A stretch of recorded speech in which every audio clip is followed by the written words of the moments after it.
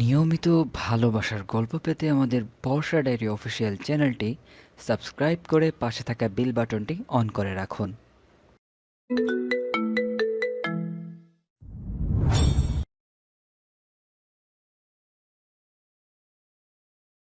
আমার বিয়েটা যে এরকমভাবে হয়ে যাবে সেটা আমি ভাবতেও পারিনি।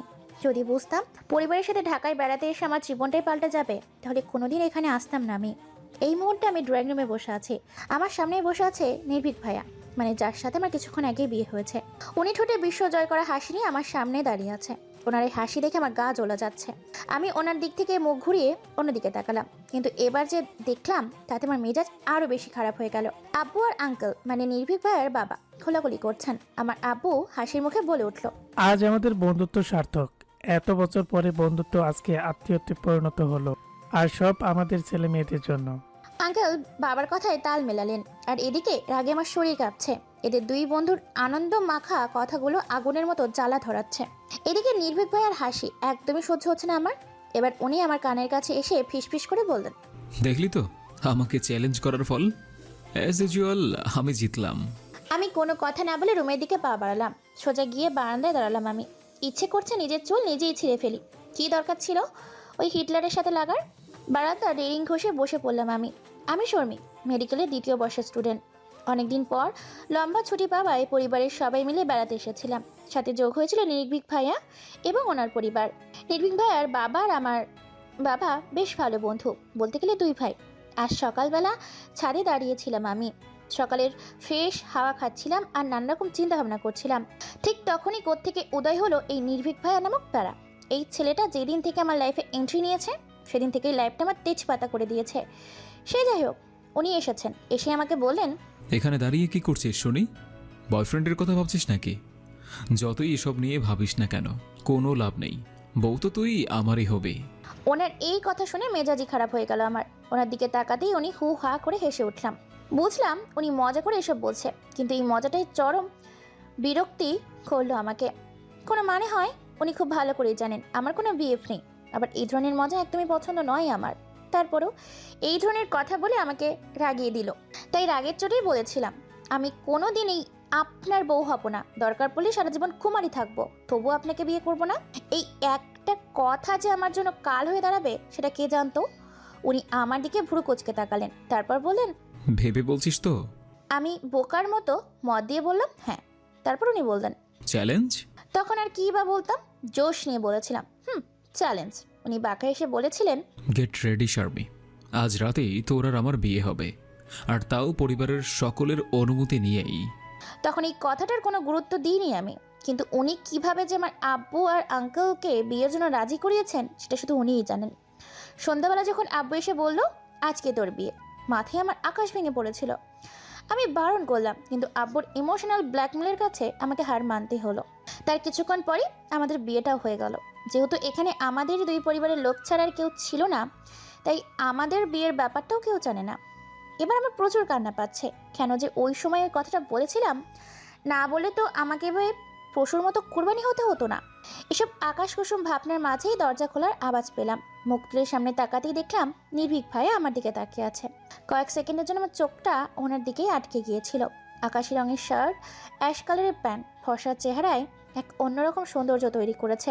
ওনার ঘন পল্লব বিশিষ্ট চোখ, বাচ্চাদের মতো লাল গোলাপি ঠোঁট, সুন্দর খোঁচা খোঁচা দাড়ি, এলোমেলো চুল, আর বাচ্চা বাচ্চার চেহারা।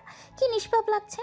কিন্তু এই নিষ্পাপ চেহারার আড়ালে যে কত বড় শয়তান লুকিয়ে আছে সেটা শুধু আমিই জানি। মরতেই রাগ উঠে গেল আমার। রাগে দুঃখে কাঁদো কাঁদো হয়ে বলে উঠলাম, এমনটা কেন করলে নির্ভীক ভাই? আমার কথা মনে ওনার ঠিক পছন্দ হলো না। আমার দিকে রাগে চোখে তাকিয়ে ধমকে উঠলেন উনি। ধমক শুনে ভয়ে কেঁপে উঠলাম আমি। যত যাই বলি না কেন, ওনার এই রাগকে প্রচুর ভয় পাই আমি। উনি রাগী গলায় বললেন, ওই, আমি তোর কোন জন্মের ভাই হই? হ্যাঁ, আজকের পর যদি আমাকে ভাই বলেছিস তো তোকে একদম খুন করে ফেলবো বলে দিলাম।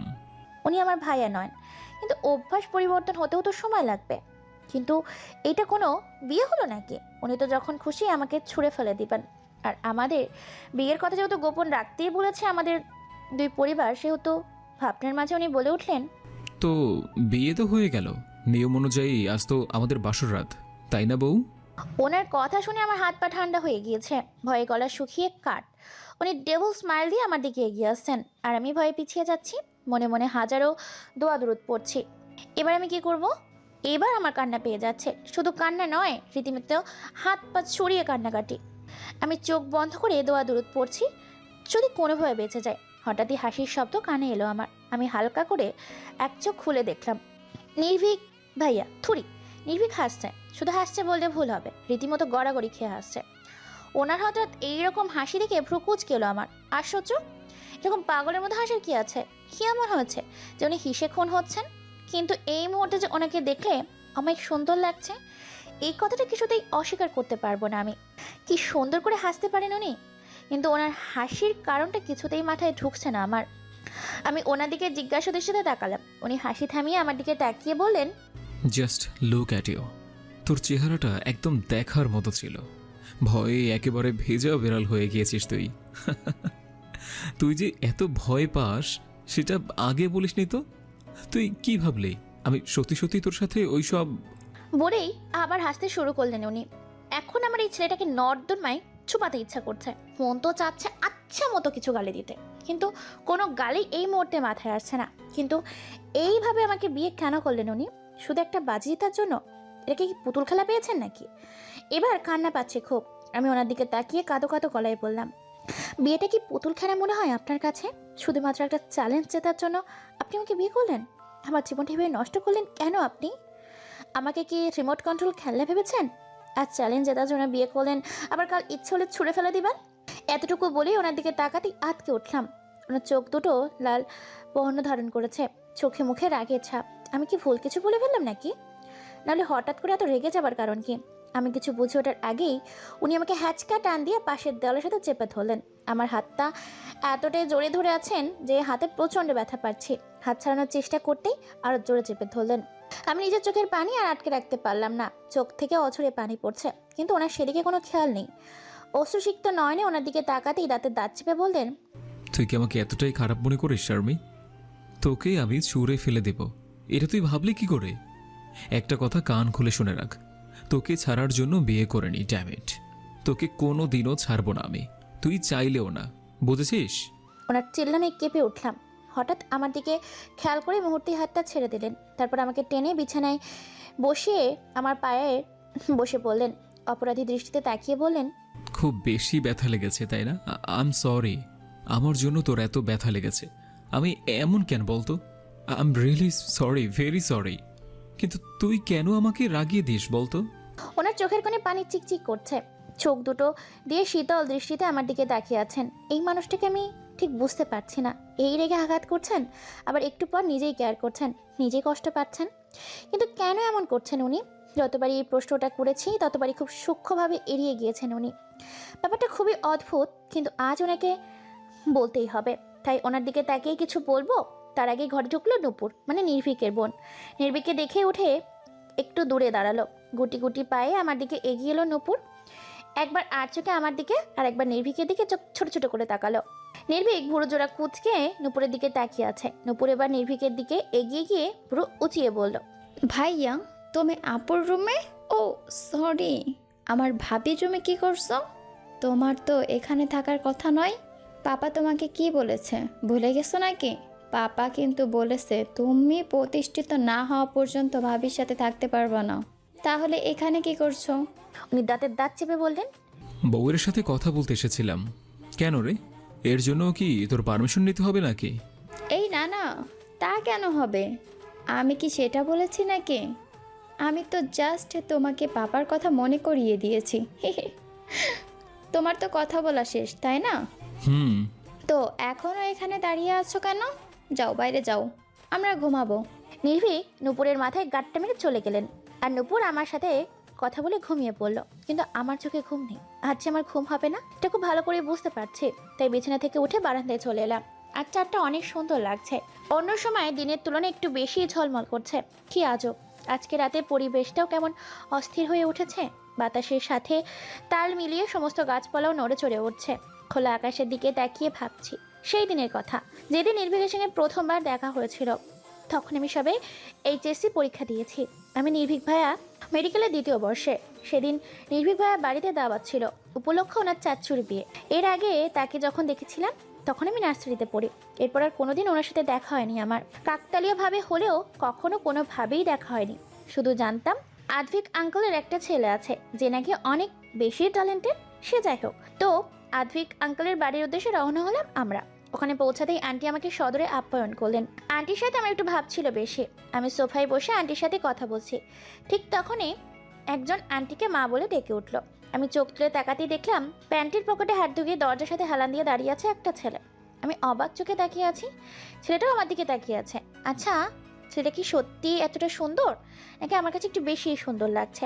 আমার থেকে কয়েক শেড একটু বেশিই ফর্সা। ছেলেটা আবার এত ফর্সা হয় নাকি বুঝতে পারলাম না, কিন্তু এটা ঠিকই বুঝলাম যে 16 বছরের রেকর্ড ভেঙে আমি কারোর উপরে ট্রাস্ট। তো আমি যখন ওনাকে দেখছি তখন আন্টি বলে উঠলেন, কি ব্যাপার নির্ভীক, কিছু বলবি বাবা? তার মানে ইনি আঙ্কেলের ছেলে। সাথে সাথে চোখ নামিয়ে নিলাম। সেই দিনই মানে মনে প্রাণে নিজেকে এটাই বিশ্বাস করিয়েছিলাম যে উনি আমার ভাইয়া, শুধুই আমার ভাইয়া, আর কিচ্ছু ভাবা যাবে না ওনাকে। আন্টির কথা শুনে উনি বললেন, হ্যাঁ, মা বাবা তোমাকে ডাকছে, কিছু একটা খুঁজে পাচ্ছে না। এতটুকু বলে উনি ওখান থেকে চলে গেলেন। আর আন্টি যাবার জন্য পা বাড়লো। দরজার কাছে গিয়ে কি যেন মনে করে আবার ঘুরে তাকালেন। তারপর আমাকে উদ্দেশ্য করে বললেন, আমু, ছাদের উপর কয়েকটা ফুলের মালা সহ ঝুড়ি রয়েছে, ঘর সাজানোর জন্য আনা হয়েছিল, আমি নিয়ে আসতে ভুলে গিয়েছি, তুই একটু নিয়ে আসবি প্লিজ। এইভাবে বলছো কেন আন্টি? আমি নিয়ে আসছি। আন্টি মিষ্টি এসে চলে গেল। আমিও ছাদের দিকে পা বাড়লাম। ছাদের দরজা খুলে ফুলের ঝুড়ির কাছে গিয়ে ফুলগুলো তুলবো, তখনই পেছন থেকে কেউ বলে উঠলো। এইখানে কি করছো? কণ্ঠটা শুনে পেছন ফিরে তাকাতেই দেখলাম নির্ভীক ভাইয়া দাঁড়িয়ে আছেন। আমি মাথা নিচু করে উত্তর দিলাম, ফুল নিতে এসেছি। তো নাম কি তোমার, আর আমাদের বাড়িতে কি করছো? ওনার কথা শুনে পুরো কুঁচকে এলো আমার। এটা কেমন প্রশ্ন? কিন্তু পর মুহূর্তে মনে হলো উনি তো আমাকে চেনেন না, আর চেনার কথাও নয়, তাই বললাম, আমার নাম শর্মী। উনি অবাক চোখে তাকালেন, তারপর বললেন, তুই শর্মী? মানে ওই পিচ্চিটা? ও মাই গড, ছোটবেলায়ও পেতনি ছিলিস আর এখনো পেতনিই আছিস। আর 1 মিনিট না দাঁড়িয়ে ফুলের ছুরি নিয়ে চলে আসলাম। এই মুহূর্তে ওনার সামনে থাকার বিন্দু মাত্র ইচ্ছে নেই আমার। ওনার সামনে থাকলে নির্ঘাত মুখ থেকে উল্টাপাল্টা কিছু বেরিয়ে যাবে, যেটা আমি একদমই চাই না, একদমই না। ছাদ থেকে নেমে এসে আন্টিকে ফুলের ঝুড়ি দিয়ে নূপুরের সাথে ওর বাড়ি ঘুরে দেখছি। ওদের বাড়িটা অনেক সুন্দর। আঙ্কেলের রোজের প্রশংসা না করে পারছি না। আমি যখন নূপুরের সাথে কথা বলতে ব্যস্ত, ঠিক তখনই কেউ নূপুরকে ডাকলো। পেছনে তাকিয়ে দেখলাম নির্ভীক ভাইয়া দাঁড়িয়ে আছেন। উনি কোনো রকম ভনিতা না করে বললেন, নূপুর, তোকে ছোট চাচু অনেকক্ষণ ধরে স্মরণ করছে। তুই এখানে কি করছিস? যা, তাড়াতাড়ি যা। ঠিক আছে, যাচ্ছি। আপু, তুমি এখানে একটু দাঁড়াও, আমি একটু পরে আসছি। আমি মাথা নেড়ে সম্মতি জানালাম। উপর চলে যেতেই নির্ভীক ভাই আমার সামনে এসে দাঁড়ালেন। ওনাকে দেখে কেমন জানি লাগছে, খুব একটা সুবিধার লাগছে না। উনি চোখের ইশারায় আমাকে ওনার সাথে হাঁটতে বললেন। আমি চুপচাপ ওনার সাথে হাঁটতে লাগলাম। কিছুক্ষণ পর উনি বললেন, কোন ক্লাসে পড়িস তুই? 6 নাকি 7 নাকি প্রাইমারিতে? ওনার কথা শুনে পুরো কুঁচকে এলো আমার। আমাকে কি এতটা ছোট মনে হচ্ছে ওনার? আমি কি বিরক্তকর লোক একটা। আমি শক্ত গলায় জবাব দিলাম, এবার এইচএসসি দিয়েছি, কিছুদিন পর কলেজ উঠবো। আমার কথা শুনে উনি অবাক হয়ে তাকালেন। আরে এতে অবাক হবার কি আছে? উনি কিছুক্ষণ কিছু একটা ভেবে বিড়বিড় করে বললেন, পারফেক্ট। কিছু বললেন? কই, কি বললাম? আমি তো কিছুই বলিনি। যাই হোক, আরেকবার আপনি করে বলতো। তোর মুখ থেকে আপনি শুনতে জোস লাগে। আমি কিছু বলবো তার আগে নূপুর রাগী গলায় নির্ভীক ভাইকে বলল, ভাইয়া, তুই তো বলছিস চাচু নাকি আমাকে ডেকেছে, কিন্তু চাচু তো বলল আমাকে ডাকেনি। আমাকে শুধু শুধু ঘোরালি কেন? আমি কি বলেছি যে চাচু তোকে ডাকছে? আমি তো বলেছি চাচু তোকে স্মরণ করেছে। ডাফার। নূপুর কিছুক্ষণ ভেবে তারপর চোখ বড় বড় করে তাকালো, তারপর বলল, ভাইয়া, তুই আমাকে 3 ইডিয়টস মুভি সেই লাইব্রেরিয়ানের মতো বোকা বানালি। তোকে তো আমি। নির্ভীক ভাইয়া এতক্ষণে হাওয়া, ওনাকে আর কে পায়? নূপুর ওনার পেছনে ছুটছে, আর আমি ওদের দুষ্টুমি দেখে হাঁটছি। সত্যি এই ভাই বোনের সম্পর্কগুলো এমনিই হয়। ঝগড়া, দুষ্টু মিষ্টি, খুনসুটি, এইসব নিয়ে ভাই বোনের সম্পর্ক তৈরি হয়। সেদিনের পর থেকে আমার লাইফটা তেজপাতা। এই পর্যন্ত নির্ভীকের কাছ থেকে যতগুলো ছাড়ি খেয়েছি, আজ পর্যন্ত আমার আব্বু আমি এত ঝাড়ি দেয়নি। এসব ভেবে একটা দীর্ঘশ্বাস ফেললাম আমি। হঠাৎ কারোর ডাকে ভাবনার ছেদ পড়লো আমার পিছন ঘুরে দেখলাম আন্টি দাঁড়িয়ে আছেন। আমি নিজের চোখের পানি মুছে ঠোঁটে প্লাস্টিক হাসি ঝুলিয়ে আন্টির দিকে এগিয়ে এসে আন্টি বলল, কি রে মা, এখনো ঘুমাসনি? আমি তো ভাবলাম ঘুমিয়ে পড়েছিস হয়তো। ঘুম আসছে না আন্টি? কেন? এই, তোর কি মন খারাপ? আমার ছেলের উপর খুব রাগ হয়েছে বুঝি? আর আমাকে আন্টি কি বলছিস? এখন থেকে আমায় মামনি বলে ডাকবি। আমিও তো তোর মাই হই, তাই না? ওনার এইরকম আদর মাখা কথা শুনে নিজেকে আর আটকে রাখতে পারলাম না। এতক্ষণ ধরে জমিয়ে রাখা রাগ, অভিমান, খারাপ লাগা সব অশ্রু হয়ে ঝরে পড়তে লাগলো। মামুনি মুচকি এসে আমার হাত ধরে টেনে খাটের উপর বসিয়ে দিলেন। তারপর উনি আমার পাশে বসে চোখ মুছিয়ে আমার মাথায় হাত বুলিয়ে দিলেন। আমি কান্নারত অবস্থায় বললাম, তোমার ছেলে খুব খারাপ জানো, সবসময় আমাকে কষ্ট দেয়। ওরে বাবা, আমার মেয়েটার দেখছে নির্ভীকের উপর খুব অভিমান হয়েছে, কিন্তু ওর উপর রাগ করে নিজের ঘুম কেন নষ্ট করছিস? নে শুয়ে পড় তো, আমি তোর মাথায় হাত বুলিয়ে দিচ্ছি। আর শোন, একদম কাঁদবি না। তোর এই কাঁদো কাঁদো মুখটা আমি আর দেখতে চাই না। এখন ঘুমিয়ে পড়, কাল সকাল সকাল উঠতে হবে তো। কাল আমরা সবাই বাড়ি ফিরে যাব, আর তোকে আমাদের বাড়িতে নিয়ে যাব। অনেক দিন হলো আমাদের বাড়িতে যাস না তুই। আমি কিছু বললাম না, চুপচাপ মামুনির কোলে মাথা রেখে শুয়ে পড়লাম। আর মামুনি আমার মাথায় হাত বুলিয়ে দিতে লাগলো। কিছুক্ষণ পর রাজ্যের ঘুম এসে ধরলো আমায়। চোখ দুটো বন্ধ করে গভীর ঘুমে আচ্ছন্ন হলাম। সকাল 7টা। নুপুরের ঘরে বসে টিভি দেখছি আমি আর নুপুর। ঢাকা থেকে ফিরেছি 2-3 ঘন্টা আগে। আর মামুনি নিজের কথা অনুযায়ী ওনাদের বাড়িতেই নিয়ে এসেছেন আমায়। এখানে এসে নুপুরের ঘরে ঢুকেছি। এখনো পর্যন্ত একবারও বাইরে যায়নি। খাটের এক কোণে চুপচাপ বসে আছি। এই মুহূর্তে টিভিটাও বোরিং মনে হচ্ছে। নুপুর একের পর এক কথা বলেই যাচ্ছে, কিন্তু আমি কোনোটারই ঠিকঠাক উত্তর দিচ্ছি না, শুধু হ্যাঁ করছি। ঠিক তখনই এখানে এসে উপস্থিত হলেন আয়াত ভাইয়া। উনি নির্ভীকের মেজো চাচ্চুর ছেলে, উনিও ডাক্তার। নির্ভীক আর আয়াত ভাইয়া সমবয়সী। নির্ভীক ওনার থেকে 1 মাসের বড়। আয়াত ভাইয়া আসার কিছুক্ষণ পরই কোত্থেকে নির্ভীক এসে উদয় হলেন। নির্ভীক এসে আমার সামনাসামনি অন্য পাশে বসলেন, আর আয়াত ভাইয়া বসলেন নুপুরের পাশে। নির্ভীক আমার দিকে তাকিয়ে আছে, আর আয়াত ভাইয়া একবার আমার দিকে তাকাচ্ছে তো আরেকবার নির্ভীকের দিকে তাকাচ্ছে। আয়াত ভাইয়ার এরকম তাকাতুকি করার মধ্যে নির্ভীক বলে উঠল, কিচ্ছে আয়াত, এইরম ভাবে এদিক ওদিক তাকাইতেছিস কেন? এমনি তাকে তুকি করলে তো তোর ঘাড় ব্যথা করবো। আয়াত ভাইয়া অসহায় ফেস করে তাকালেই ওনার দিকে, তারপর হুট করেই বললেন, চুপ থাক শালা, নিজের তো ঠুস করে চুপি চুপি বিয়ে করে লাইলি। আমার কথা তো একটু ভাবলিও না। যাওয়ার আগে তো একবার কইয়া যাইতে পারতি যে তোর বিয়ে করার প্ল্যান আছে, তাইলে আমিও যাইতাম। যাইগা, তুই তো বিয়ে করে ফেললি, আমারটা কবে হবে? আমি কবে পামু তারে?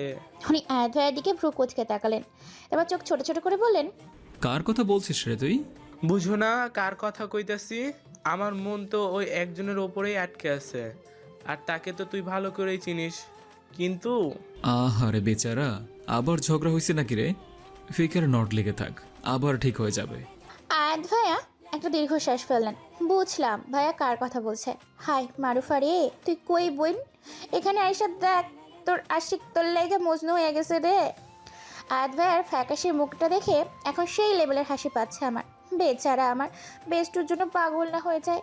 আমি নিজেই কৌতূহল চেপে রাখতে না পেরে বললাম, কয়দিন ধরে কথা বলে না ভাইয়া? 2 দিন। নির্ভীক কিছু বলবে তার আগে কারোর গলার আওয়াজ শোনা গেল। আওয়াজটা শুনেই নির্ভীক এর ফেস রিয়াকশন পাল্টে গিয়েছে। আমারও মেজাজ খারাপ হয়ে গেল। এটা নির্ভীকের বন্ধু, ওই শানের গলার আওয়াজ। নির্ভীক তো বলেই বসলেন, এই আহাম্মকটা এখন আবার আমাদের বাড়িতে কেন আসছে? সেটা বাইরে গেলেই বুঝতে পারবো, চল যাই। সবাই আমাকে রেখে চলে গেল।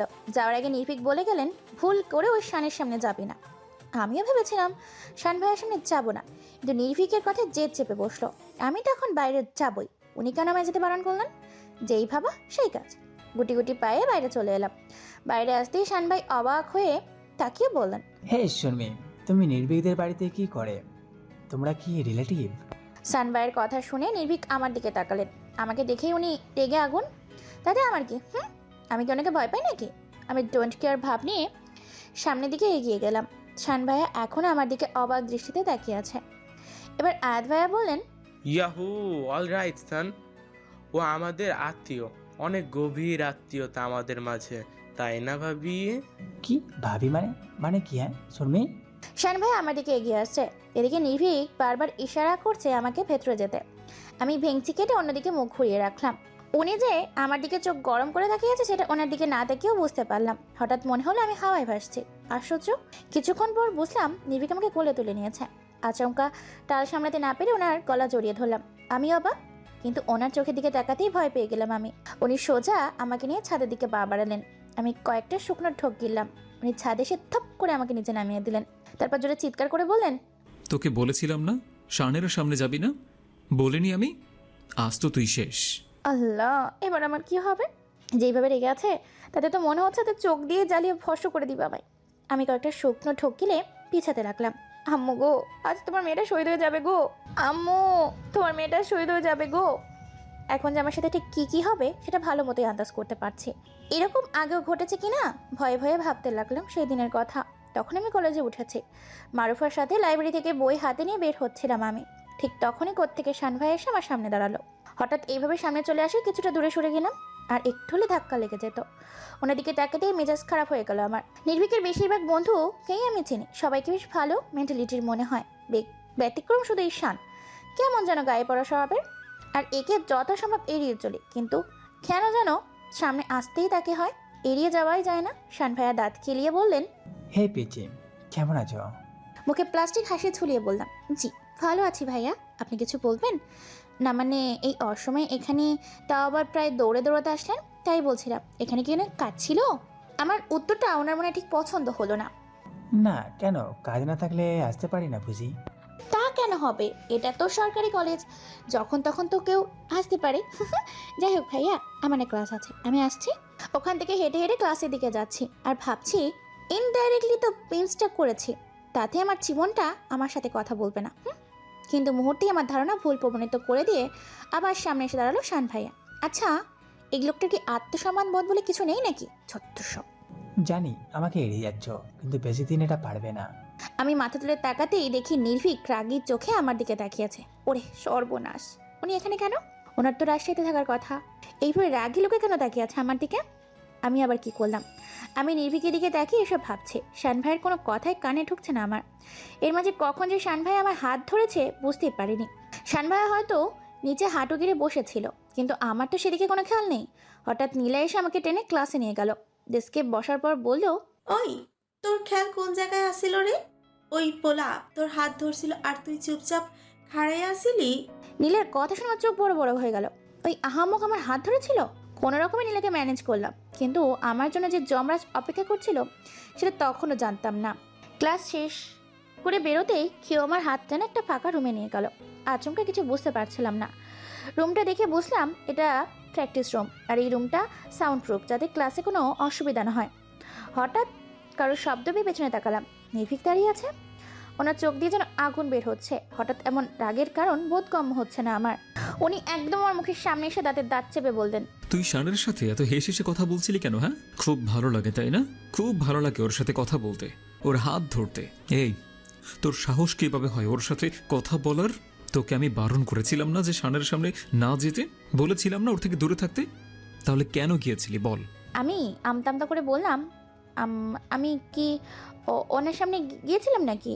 উনি উনি নিজেই তো আমার সামনে এসেছিলেন। এতটুকু বলতেই দিলেন এক ধমক। ও সামনে আসলেই কথা বলতে হবে, হাত ধরতে হবে? হ্যাঁ না, তোকে এইভাবে ছাড়া যাবে না। কোন হাত ধরেছিল? এই হাত? উত্তরে আমি শুধু মাথা নাড়ালাম। আমার হাতটা উনি যথেষ্ট জোরে চেপে ধরেছেন, ব্যথা লাগছে আমার, কিন্তু কিছু বলতে পারছি না। সব কথাগুলো গলার মধ্যে এসে দলা পাকিয়ে যাচ্ছে। এরই মাঝে আমার হাতটা কামড়ে ধরেছে। এতটুকু মনে পড়তেই কয়েকটা শুকনো ঢোক গেলাম। আমার বাম হাতটা ডান হাতের ওপর চলে আসলো। সেই দিন আমার হাতের কি হালটাই না করেছিলেন উনি। হাত কেটে রক্ত বের হয়ে গিয়েছিল, এখনো সেই জায়গাটা হালকা চিহ্ন আছে। আজ আবার সেরকম কিছু করবেন না তো? উনি শয়তানি হাসি দিয়ে আমার দিকে এগিয়ে আসছেন। আমার তো ভয়ে জান যায় অবস্থা, কিন্তু আমাকে অবাক করে দিলে ওই আমাকে নিজের বুকে জড়িয়ে নিলেন। আমি যেন ফ্রিস্ট হয়ে গেছি। আচ্ছা, আমি কি স্বপ্ন দেখছি? ওনার কাছ থেকে এরকম ব্যবহার একদমই অপ্রত্যাশিত। উনি আমার কানের কাছে ফিসফিস করে বললেন, তুই কি ভেবেছিলি আমি ওই দিনের মতো তোর হাতে কামড় দিব? আমি চাইলেও আর সেরকম কিছু করতে পারবো না, কারণ তোর কিছু হলে আমাকেই ভুগতে হবে। আমার প্রিয় আম্মাজান আমায় জীবন্ত সমাধি দিয়ে দিবে। আমি মাথাটা ডান দিকে ঘোরাতেই দেখলাম মামনি মুচকে এসে সিঁড়ি দিয়ে নিচে নামছে। তো মামনির কথা ভেবে উনি এরকম করলেন, আর আমি কি না কি ভাবলাম। ধুর, আচ্ছা ধরিবাস ছিল তো। মামনি চলে যেতে উনি আমাকে ধাক্কা মেরে সরিয়ে দিলেন। মেজাজটা চরম বিগড়ে গিয়েছে। আমি রাগে চোখে ওনার দিকে তাকালাম, কিন্তু ওতে কোনো ভাবান্তরই হলো না। উনি নির্বিকার চিত্তে দাঁড়িয়ে আছে। মন তো চাচ্ছে এই মুহূর্তে একে ছাদ থেকে ধাক্কা মেরে ফেলে দিই। উনি আমার দিকে ভ্রু কুচকে তাকিয়ে আছে। আমি এবার উল্টো দিকে ফিরে সিঁড়ি দিয়ে হাঁটা দিলাম। উদ্দেশ্য নিচে গিয়ে মামনির কোলে মাথা রেখে ঘুমাবো, কিন্তু সেটা আর হলো কই। কিছু দূর এগোতেই হাতে টান পড়লো। আমি আবার হাত মোছামুছি করছি, কিন্তু হাত ছুটাতে পারছি না। হঠাৎ উনি হ্যাচকা টানে আমার দুহাত পিছন দিকে মুড়িয়ে ধরে নিজের কাছে টেনে নিলেন। আমি নিচের দিকে তাকিয়ে ছোটার চেষ্টা করছি, কিন্তু পারছি না। ওনার মতো হাতির হাত থেকে ছোটার আশা আমার মতো বাচ্চা মেয়ের পক্ষে নেহাতি দুরাশা, সেটা ভালো করেই বুঝতে পারলাম। তাই নড়াচড়া বন্ধ করে চুপ করে রইলাম। গতবারে তো এবারও ওনার রাগ এসে আমার হাতের উপরই পড়লো। উনি একটু জোরেই বললেন, একদম নড়াচড়া করবি না বলে দিলাম। এত জোর পাচ্ছিস কোথা থেকে? হ্যাঁ, কাল সন্ধ্যা থেকে এখন পর্যন্ত কিচ্ছু মুখে দিসনি। মানে কাল সন্ধ্যা থেকে এখন পর্যন্ত কিছু কি মুখে তুলেছিস বলে তো মনে হয় না। তাহলে এত জোর আসছে কোথা থেকে? আমি একটু নিচে যাচ্ছি, ফিরে না আসা পর্যন্ত এখান থেকে এক পাও নড়বি তো খুন হয়ে যাবে বলে দিলাম। একদম চুপচাপ লক্ষ্মী মেয়ের মতো এখানেই থাকবি। বলেই আমাকে ছেড়ে দিয়ে চলে গেলেন। আর আমি ওখানে দাঁড়িয়ে রইলাম। হাত দুটো সামনে এনে দেখলাম পুরো লাল হয়ে গেছে। এত খারাপ কেন এই মানুষটা? খালি আমার সাথে এমন করেন উনি? কই, নূপুর যখন শান ভাইয়ের সাথে কথা বলে তখন তো উনি কিছু বলেন না, তাহলে আমার সাথেই কেন? আপু প্লিজ আমাকে এখান থেকে নিয়ে যাও, তোমাকে বড্ড মিস করছি আমি। এর মাঝেই উনি আমার হাত ধরে টেনে নিয়ে ছাদের রেলিংয়ের পাশে বসিয়ে দিলেন। ওনার হাতে একটা খাবারের প্লেট। উনি সুন্দর করে ভাত মাখিয়ে হাতে নিয়ে আমার মুখের সামনে ধরলেন। আমি মুখ ঘুরিয়ে নিলাম, যার অর্থ আমি খাবো না। কিন্তু পর মুহূর্তে ওনার ধমক শুনে খেতেই হলো। উনি যত্ন সহকারে আমাকে খাইয়ে দিচ্ছেন, মাঝে মাঝে নিজেও খাচ্ছেন। হ্যাঁ, এখন ঢং করে খাওয়ানো হচ্ছে, আর কিছুক্ষণ আগেই তো। খাওয়ার শেষে প্লেটটা সাইডে রেখে হাত মুখ মুছে সোজা আমার কোলে মাথা রেখে শুয়ে বললেন। আমি হক চকিয়ে গেলাম, বললাম, আরে আরে কি করছেন কি আপনি? চুপ, একদম চুপ। ঘুম পাচ্ছে আমার, ঘুমাতে দে, একটাও কথা বলবি না। ঘুম পেয়েছে তো নিজের ঘরে গিয়ে ঘুমান, এখানে কেন? উনি চোখ বন্ধ করে বললেন, দেখ, এখন কোনো কথা বলবি না তুই। কাল রাতে আমার একটুও ঘুম হয়নি, আর এখন সেই লেভেলের ঘুম আসছে। তাই বলছি একদম চুপ করে বসে থাক। আর এত নড়াচড়া করছিস কেন তুই? একদম নড়াচড়া করবি না। এভাবেই বসে বসে মাথায় হাত বুলিয়ে দে, নাহলে আমি যে কি করব বুঝতেই পারছিস। ওনার কথায় ঠিক কি রিয়াকশন দিবে বুঝতে পারছি না আমি। কি অদ্ভুত, হুটহাট কি করে বসে নিজেও জানে না। আমি ভয়ার্থ দৃষ্টিতে ওনার দিকে তাকালাম। উনি আবার চোখ বন্ধ করে বললেন, তুই নিশ্চয়ই এমন কিছু চাস না, তাই চুপচাপ যা বলছি তাই কর। চুলগুলো টেনে দে প্লিজ, ভালো লাগছে না না হলে। এই না না দিচ্ছি তো, মানে মাথায় হাত বুলিয়ে দিচ্ছি তো। আমি চুপচাপ ওনার মাথায় হাত বুলাতে লাগলাম। আর উনি বললেন, গুড। Good my foot. উনি আরামসে এখানে ঘুমাবে, আর আমি কি করবো? কিনা এই উগান্ডার প্রেসিডেন্টের চুল টেনে দিব? ইচ্ছে তো করছে এই সবগুলো চুল ছিঁড়ে ফেলি বেড়া ইবলিশ। এর মধ্যে উনি ঘুমিয়েও পড়েছেন। বাবা সো ফাস্ট। হ্যাঁ, হঠাৎ ওনার ঘুমন্ত মুখটার দিকে চোখ পড়লো আমার। কি নিষ্পাপ লাগছে ছেলেটাকে। ঘুমালেও বুঝি কাউকে এত বেশি সুন্দর লাগতে পারে, নাকি আমার কাছে এরকম লাগছে? মাঝে মাঝে হিংসা হয়, খুব বেশি হিংসা হয়। ছেলেরা কেন এত সুন্দর হবে? হ্যাঁ, এটা কিন্তু ঠিক নয় আল্লাহ। হঠাৎ টের পেলাম উনি কাঁপছে। ঠান্ডা বাতাস বইছে, কাঁপাটাই স্বাভাবিক। আমি নূপুরকে ফোন করে একটা চাদর আনতে বললাম। কিছুক্ষণ পর নূপুর এলো। ওনাকে এইভাবে দেখে মনে হয় একটু বেশি অবাক হয়েছে নূপুর। পুরো হা করে তাকিয়ে আছে। আমি বললাম, কিছু বলবে নূপুর? না ভাবি, কিছু না। নূপুর হাসতে হাসতে চলে গেল। এবার আমারই লজ্জা লাগছে। নূপুর কি ভাবলো? এই ছেলের জন্য আর কত কি যে হবে কে জানে। সেই প্রথম দিন থেকে কোনো না কোনোভাবে আমাকে অপ্রস্তুত অবস্থায় ফেলায় যে এর অভ্যাস হয়ে গেছে। থুর, ভাল লাগে না।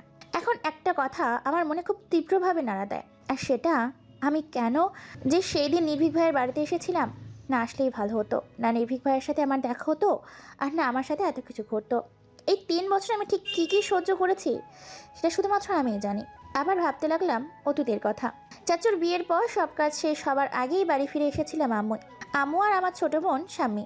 ফিরে আসার কারণটাই ছিল আমার ছোট বোন। ও বেশি লোকজনের মাঝে থাকতে অভ্যস্ত নয়, আর প্রচণ্ড রকমের জেদি। একবার যেটা বলবে সেটা করতেই হবে, নাহলে পুরো বাড়ি চেঁচিয়ে মাথায় তুলে ফেলতে ওর খুব একটা সময় লাগে না। তাই ওর কথা শুনে আব্বু আমাদের বাড়ি পাঠিয়ে দিয়েছিল। আমিও খুশি মনে বাড়ি ফিরে এসেছিলাম। ভেবেছিলাম যাক বাঁচা গেল, আর কোনোদিন ওই নির্ভীক নামক রাক্ষসটার সামনে যেতে হবে না। আমি তার কখনো ওই বাড়িতে যাব না। কিন্তু আমার ধারণাটা সম্পূর্ণ ভুল ছিল, সেটা জানতামই না আমি। ভাগ্য নামক বস্তুটা যে কখনো আমার সহায় হয় না এটা ভুলে গিয়েছিলাম আমি। খুশি মনে ঘুমিয়ে গিয়েছিলাম সেদিন, কিন্তু রাতটা শেষ হবার সাথে সাথে আমার খুশিও শেষ হয়ে গেল। ঘুম থেকে উঠে হাত মুখ ধুয়ে বাইরে এসে যা দেখলাম তাতে আমার চোখ ছানা বড়া। উঠোনে একটা চেয়ার পেতে বসে আছে নির্ভীক ভাইয়া, আর ওনার সামনেই বসে আছে, সাথে কথা বলছে আমার শ্রদ্ধেয় আব্বাজান। আমি হা করে তাকিয়ে আছি। আচ্ছা, নির্ভীক ভাই কি সত্যি এসেছেন নাকি ভুল দেখছি? জানার জন্য নিজের হাতে একটা চিমটি কাটলাম, না ব্যথাতে পেলাম। তার মানে এটা সত্য। কিন্তু 7 সকালে আমাদের বাড়িতে আসার কারণটা কি হতে পারে সেটাই যে বুঝলাম না। আব্বু তো বললো নির্ভীক ভাই আমাদের বাড়িতে আসতে চায় না, তাহলে আজ হঠাৎ আসার কারণটা কি হতে পারে? এসব ভাবনার মাঝে ডাক পড়লো। আম্মু বেশ জোরেই বললো, ওখানে দাঁড়িয়ে কি ভাবছিস? এখানে আয়, দেখ নির্ভীক এসেছে, ভেতরে নিয়ে যা। আর তোর বাপকেও বলিহারি, ছেলেটা এসেছে কিসের একটু ঘরে নিয়ে গিয়ে বসাবে, তা না গল্প করতে বসে গিয়েছে। যা ওকে নিয়ে যা। ওনাকে ঘরে নিয়ে বসা? উনি কি ছোট বাচ্চা নাকি যে ওনাকে ঘরে নিতে হবে? নিজের মনে বিড়বিড় করতে করতে ওনার সামনে গিয়ে সালাম দিয়ে বললাম, এখানে রোদের মধ্যে বসে না থেকে ভেতরে চলুন, ফ্যানের হাওয়াও খাবেন। নির্ভীক ভাই উঠে দাঁড়ালেন, তারপর আমার পেছন পেছন ভেতরে আসলেন। উনি এসে সোজা আমার রুমে গিয়ে খাটের উপর আরাম করে বসলেন। আমি বোকার মতো দাঁড়িয়ে আছি। কিছুক্ষণ পর আম্মু এসে নির্ভীক ভাইয়াকে খাওয়াতে শুরু করলেন। আম্মু নির্ভীক ভাইয়াকে সাথে সুন্দরভাবে কথা বলছে, অথচ আমি না কেউ যে এখানে আছি আমার সেটা চোখেই পড়ছে না। আম্মুর ছেলের প্রতি একটা দুর্বলতা বেশি, কারণ আমাদের কোনো ভাই নেই। আর নির্ভীক ভাইয়ের ভাগে যে আমার থেকে কয়েকগুণ বেশি ভালোবাসা জুটবে সেটা খুব ভালোভাবে বুঝতে পারছি আমি। এই ছেলেটা এসেই আম্মুর ভালোবাসায় ভাগ বসিয়েছে। এরপর না জানি ঠিক কী করবে, আল্লাহ পাকি জানেন। আমি শুধু চেয়ে চেয়ে দেখছি আম্মু নির্ভীকের পুরো জামাই আদর করছে, আর উনি দাঁত কেলিয়ে হাসছে। উফ, অসহ্যকর। কলেজে এসে ক্লাসরুমে বসে আছি আমি। মারুফাও এসেছে, কিন্তু দুর্ভাগ্যবশত আমাদের সাবজেক্ট আলাদা, তাই আর দেখা হয়নি। কিছুক্ষণ পর নীলাও চলে এলো। ক্লাস শুরু হবার 15 মিনিট আগে নীলা বলল, চল না একটু বাইরে থেকে হেঁটে আসি, কিছুক্ষণ পর তো ক্লাসে আটকে যাবো, 3 ঘন্টার আগে আর বের হতে পারবো না। আমি ওর কথা অনুযায়ী ঘোরাঘুরি করার জন্য বাইরে এলাম। ক্লাসরুমে বসে থাকতে একদমই ভালো লাগছিল না আমার, আর একবার ক্লাস শুরু হলে বের হওয়ার স্কোপ থাকে না, তাই চলে এলাম। বাইরে এসেই মারুফার সাথে দেখা হয়ে গেল। 3 জন মিলে ক্যাম্পাসের মধ্যে হাঁটাহাঁটি করছে। ঠিকঠাকই চলছিল সব, কিন্তু মাঝে মধ্যে হুট করে নীলা বলে উঠলো, ওয়াও, ছেলেটা কত কিউট ইয়ার। দোস্ত, আমি ক্রাশ খাইছি। নীলার কথা শুনে তেমন একটা হিলদোল হলো না আমার, কারণ ক্রাশ খাওয়ার জন্মগত অভ্যেস বললেই চলে। যখন তখন চারটার উপরে ক্রাশ খাই এই মেয়ে, তাই বিষয়টাকে তেমন ভ্রুক্ষেপ করলাম না। কিন্তু কিছুক্ষণ পর যখন মারুফা বলল, এত সুন্দর কোনো ছেলে হয় নাকি দোস্ত? আমার তো মনে হচ্ছে আমি ক্রাশ খাইছি। এবার আমি অবাক না হয়ে পারলাম না। মারুফার মতো মেয়ে কারোর উপর ক্রাশড, যে নাকি ক্রাশ নামক বাস থেকে সবসময় দূরত্ব বজিয়ে রেখে চলে, সেই আজ কারোর উপর ক্রাশড। এবার তো ছেলেটাকে দেখতেই হচ্ছে। মারুফার তো এই ক্রাশ রোগ ছিল না, তারপর নিশ্চয়ই ছেলেটা মারাত্মক রকমের সুন্দর নাকি। ছেলেটাকে দেখার জন্য নীলা আর মারুফার দৃষ্টি অনুসরণ করে সামনে তাকালাম। যাকে দেখলাম তাতে আমার চোখ কপাল উঠে গেল। ছেলেটার কেউ না, নির্ভীক ভাই। হোয়াইট কালারের শার্ট আর ব্লু ব্লেজার, ব্লু প্যান্ট, বাম হাতে ব্র্যান্ডেড ঘড়ি, ডান হাতে সানগ্লাস নিয়ে বাইকের সাথে হেলান দিয়ে চাবি ঘোরাচ্ছে। সিল্কি চুলগুলো কপালের ওপর পড়ে আছে। আরেকদিনের মতো ক্রাশ খেয়েছিলাম। যদি ওনার চেহারার মতো মনটাও সুন্দর হতো তাহলে আজ নির্ঘাত প্রেমে পড়ে যেতাম। কিন্তু উনি যে ঠিক কতটা ভয়ানক সেটা আমিই জানি। কিন্তু উনি এখানে কিভাবে আর কেন? তবে কি উনি ছুটি পেয়েছেন নাকি? হ্যাঁ, তাই হবে, নইলে উনি পড়াশোনা বাদ দিয়ে এখানে আসতেন না নিশ্চয়ই। এদিকে মারুফা আর নীলা এখন ওনার দিকেই তাকিয়ে আছে। আশেপাশে খেয়াল করে দেখলাম কলেজের প্রায় সবগুলো মেয়ে রসগোল্লার মতো চোখ বানিয়ে ওনার দিকে তাকিয়ে আছে। মনে হচ্ছে চোখ দিয়ে গিলে খেয়ে নেবে। মুহূর্তেই মেজাজ খারাপ হয়ে গেল। এইভাবে তাকিয়ে তাকিয়ে কি আছে সেটাই বুঝতে পারছি না। জীবনে কখনো সুন্দর ছেলে দেখা নেই নাকি? কিন্তু আমার হাতে এত রাগ লাগছে কেন? ওরা যা ইচ্ছে করুক, তাতে আমার কি? আমার রাগা উচিত নয়, এমনটা উচিত নয়, একদমই উচিত নয়। উনি আমাকে দেখে একটা সুইট স্মাইল দিলেন। ওনার হাসি দেখে আমার রাগটা আরও বেড়ে গেল। ওনার পেছন থেকে আয়াত ভাইয়া বের হলেন। ওনাকেও মাশাআল্লাহ ভালোই কিউট লাগছে। ক্লাস টাইম হবায় সবাই ক্লাসে চলে এলাম। পুরো ক্লাস নীলা নির্ভীক ভাইয়ের কথাই বলেছে, ছেলেটা তো কিউট কেন, হ্যান ত্যান। ইচ্ছে তো করছিল ঠাটায় একটা চড়মারি। আরে এসব আমি কিভাবে জানবো? কিন্তু হাজার হলো বান্ধবী তো। নীলার বকবক শুনতে শুনতে ক্লাস শেষ হলো। ক্লাস শেষে বাইরে বের হতেই ঘটলো আর এক ঘটনা। মারুফা আর এক ভাইয়ের সাথে সেই ঝগড়া বাঁধিয়ে রয়েছে, আর নির্ভীক ভাইয়া মাথায় হাত দিয়ে ওদের ঝগড়া দেখছে। এই মারুফার আবার কি হলো? আয়াত ভাইয়ের সাথে এরকম ঝগড়াই বা কেন করছে? ব্যাপারটা বোঝার জন্য ওদের দিকে এগিয়ে গেলাম আমি আর নীলা। মারুফার কাছে গিয়ে ওকে জিজ্ঞেস করলাম, কি হয়েছে, এরকম ঝগড়া কেন করছে? কিন্তু কে শোনে কার কথা? ও তো ঝগড়ায় ব্যস্ত। এই দুইজনের কোনো হেলদোল না দেখে এক প্রকার বাধ্য হয়ে নির্ভীক ভাইয়ের সামনে দাঁড়ালাম। উনি আমার দিকে ভ্রু কুঁচকে তাকালেন। আমি একবার মারুফা আর একবার আয়াত ভাইয়ের দিকে তাকিয়ে আবার অন্যের দিকে তাকালাম। তারপর বললাম, একটু আগে এখানে কি হয়েছিল ভাইয়া? আর ওরা এরকম ইঁদুর বেলার মতো ফাইট করছে কেন? মারুফার ব্যাপারটা একটু হলেও আন্দাজ করতে পারছি, কিন্তু আয়াত ভাইয়া উনি তো এইভাবে ঝগড়া করেন না। তাহলে ওই মেয়েটা তোর ফ্রেন্ড?